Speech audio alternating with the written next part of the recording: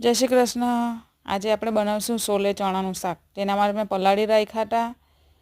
2 થી 3 કલાક માટે અમને બાફી લીધા છે. બાફ્યા પછી લોહીયામાં તડકો કરવા તેલ મૂકી દીધું છે.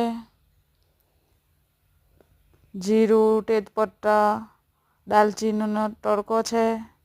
એમાં ઉમેરી દઈશું કાંદાને બરાબર સાતરી લેવાનું છે. પછી એમાં બધા આપણે સૂકા મસાલા નાખી દેવાના.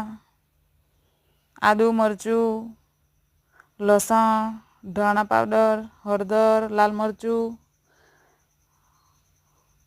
ત્યાર પછી એની અંદર આપણે ટામેટાને ક્રશ કર્યા હતા એ પણ નાખી દેવાના છે, જે મેં છીણી લીધા હતા.